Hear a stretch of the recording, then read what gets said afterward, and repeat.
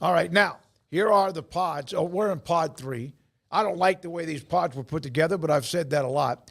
Pod 3 includes UCF, Houston, Cincinnati, and BYU. There's no rhyme or reason other than all 4 joined the Big 12 at the same time. Yeah, they just all came to the league at the exact same moment, and therefore we all remember them the same way, which is why we lump them together in this third pod. For those that haven't been tuning in, we're breaking down 4 pods, 4 teams, covering all 16 Big 12 schools once a day.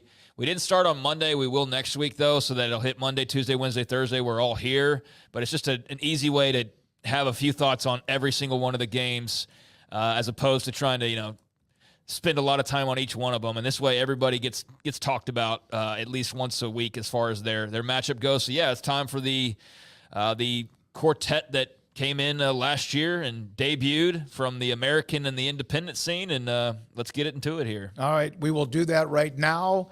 UCF tonight, they play. We've heard about Kansas and Colorado playing tonight. 4 Big 12 teams because Utah's playing too.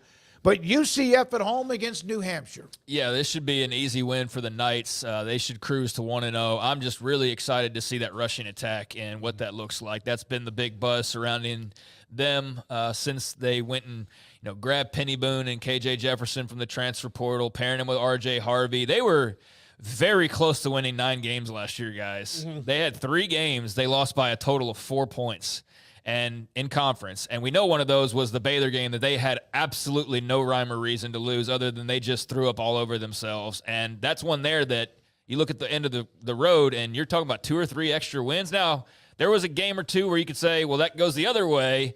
But point is they were clearly the best of these 4 teams last year in their debut seasons. The only one to make a bowl game, right? Houston didn't, BYU didn't, and Cincinnati didn't. Yeah. So, yeah, they were by far the most successful, and they had an opportunity to be even better if some things didn't, go off the rails like the Baylor game.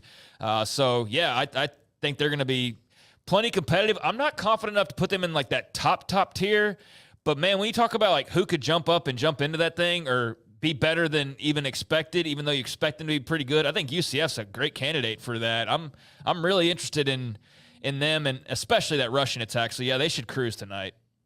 Yeah, I'm excited to see what KJ Jefferson does in that offense. RJ Harvey, Kobe Hudson, like they've got a lot of big play makers there. They've got to be better in the front this year, stopping the run. A defensive tackle, linebacker was a bit of an issue for them last year. It looks like they've addressed that. Ted Roof, who Craig, from his time at Oklahoma, he is the defensive coordinator now, and we'll see. I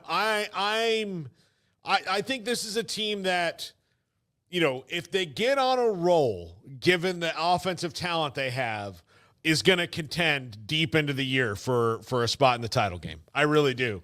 Now I'm not sure how deep they are, but if they can keep the starters like relatively healthy, then I think they're going to be all right. I don't know much about New Hampshire. I just know some of their notable alums.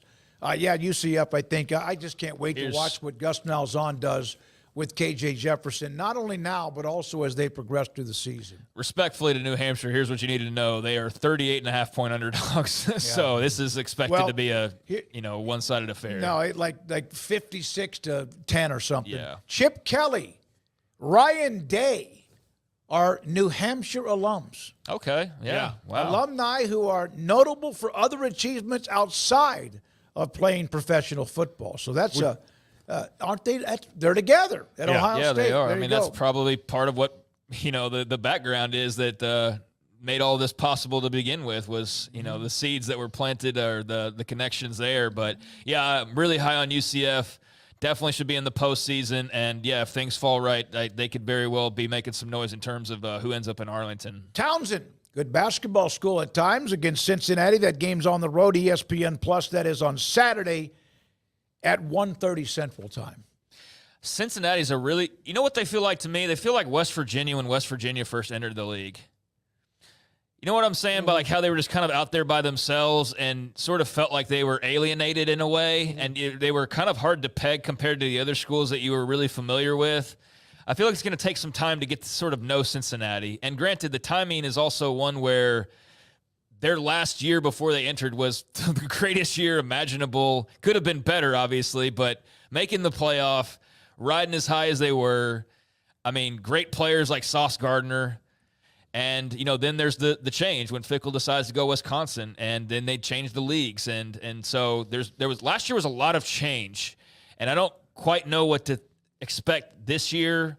Brendan Sorsby was named the starter. He's a Texas guy, so good for him. Hope he does well.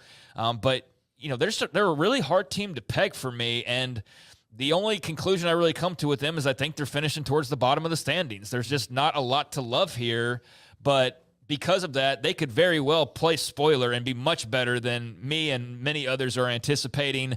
They should. I said this in another write-up I did. I don't know how many wins they have on the schedule this year, but this is one of them. This is absolutely one of them. So Cincinnati should win, and I'm looking forward to just seeing a little bit about them because I really do not know what to expect. Hey, Dana Holgerson, when he was there, they won the Big East Conference, I think, the last year they were there, his first year. And you're right, when they entered the Big 12. Wait, what? Dana Holgerson at West you were talking about Cincinnati comparing them to West Virginia when they entered the conference. Remember, Cincinnati had that great run with Fickle, and then they kind of leveled off, and West Virginia did. They had 7-6, 4-8, but there is a comparison there until they had a 10-win season in 2016. And I'm talking less about their adjustment, is more so about I don't think people really know them well. Mm-hmm. We're all still kind of learning about them. because everybody knew West Virginia because they had that explosive offense when they entered the Big 12. But when they came into the league, though, people, they felt like the outcast. They felt that's what I'm saying, that's what Cincinnati feels like. Like, Houston's here. We know Houston. We've been around Houston. UCF is in Orlando. Cincinnati's just sort of, to me at least, just kind of on an island by themselves. And I think it just makes them harder to peg, for me at least, in terms of a prediction. But they will win on Saturday. Yeah. Paul, Townsend State? They'll beat them. No problem. All right. Now, the third of the pod is one of the teams that entered, including Willie Fritz, the new first-year head coach, Houston, UNLV. This is the best game in this pod this week, as far as, how it's, it's going to be close. I mean, look, there's two really good coaches, Barry Odom and Willie Fritz. Barry Odom's got a, kind of a, maybe a little bit unknown at quarterback. I mean, unknown to the rest of the world, but he dove into the portal and got a guy who is super, super athletic. Donovan Smith is trying to not be bad Donovan Smith anymore. Here's the thing. He is either amazingly fun to watch, or he has you going, I've got to turn this off. I can't watch him do this anymore. That is the thing. You've got to get more of a balance out to you where your great is still great, but your bad is he took a chance, as opposed to his great is great and his bad is awful, and that's what he needs to work out. And hopefully Willie Fritz can do that for him. I think this should be a pretty tight game, UNLV and Houston. It's only a 2.5 point. Yeah, it should be. This will be the best game of this pod. Of course, Barry Odom, a friend of the show. I've had him on a couple of times this year. Craig? Houston is the favorites there, and they are at home. But, yeah, I think this will be a very tight game, and it would not surprise me one bit if UNLV won this game. I'm expecting Houston to win it, but I wouldn't be shocked. I don't think anybody would if the Rebs were able to roll in and grab a win. This will be a night game on FS1, so it's a nice spot when most of the league's going to be on ESPN+. So they actually get a good little broadcast window there. And so, I look forward to seeing what Willie Fritz can do early on. I don't think there's big expectations. I don't think there's really an assumption of anything other than this is going to take some time, and there's full confidence in the guy they've hired to be able to do that, just not right away.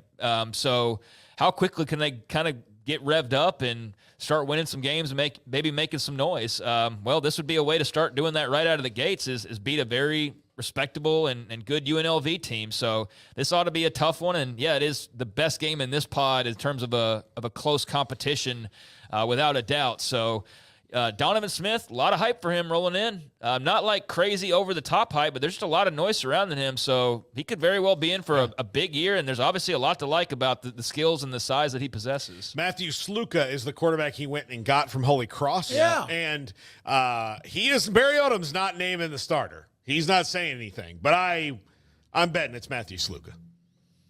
I remember he put up some pretty good numbers at Holy Cross. Saw his name quite a bit. Dual threat guy. Yeah, Really yeah. athletic. Really athletic. All right, and so that's UNLV. Houston is one of the pods, and then there's also the Salukis of Southern Illinois playing at BYU. First time these two teams have ever met. That's a 7 o'clock game on a Saturday on ESPN+.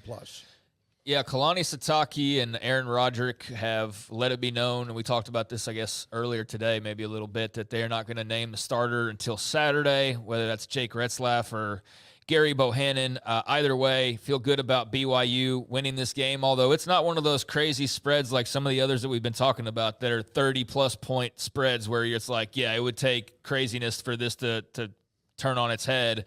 They're favored by a couple touchdowns. That's still very, very comfortable.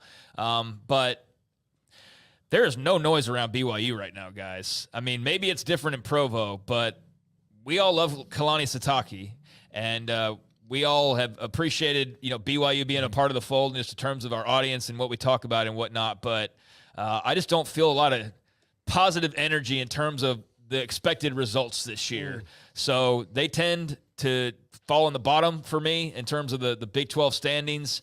And I'm interested to see who the guy is, but I don't think that's going to be the last that we hear about the quarterback competition. I think that's something that could extend well past Saturday if it's truly that close. But hope Gary Bohannon gets some playing time. We're big fans of his as well. BYU will win this game.